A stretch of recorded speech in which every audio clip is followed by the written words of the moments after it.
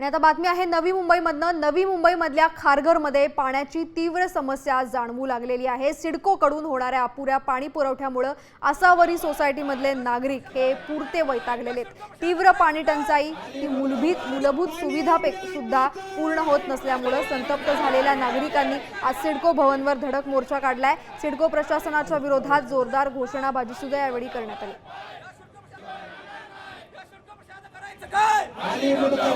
पाणी आपल्या हक्काचं।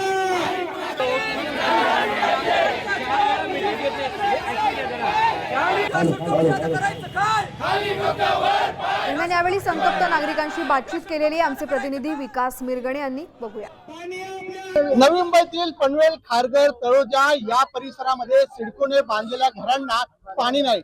मी पावसाळ्यामध्ये आहे, आपण पाहू शकता पाऊस पडतोय, मात्र या ठिकाणी छत्र्या घेऊन सुद्धा मोर्चेकरी जे आहे सिडकोवर मोर्चा काढलेला आहे। हे दृश्य आहे आसावरी बिल्डिंग मधले जे रहिवासी आहेत ते इथे आलेले आहेत। आवाज कुणाचा, तहानलेल्या जनतेचा अशा प्रकारचा बॅनर जो आहे, डोक्यावर हंडा, पाठीवर तहरा, सरकारची आता तरी पाणी द्या, अशा प्रकारचा बॅनर इथे आहे। तो लक्ष वेधण्याचा प्रयत्न जो आहे रहिवाशांनी केलेला आहे। सिडकोनी फक्त आश्वासन दिलेलं आहे, बाकी काही नाही दिलेलं। पाणी पावसाचं भरायचं आणि विकत आणून प्यायचं।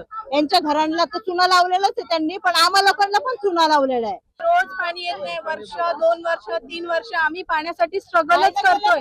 रोज उठा, रोज समोरच्याचा दरवाजा ठोका, तुमच्याकडे पाणी आलं का, रोज कोणाला तरी फोन करा, तुमच्याकडे पाणी आलं का। कॅमेरामॅन ज्ञानेश्वर वाडेसह विकास मिरे, साम टीव्ही, नवी मुंबई।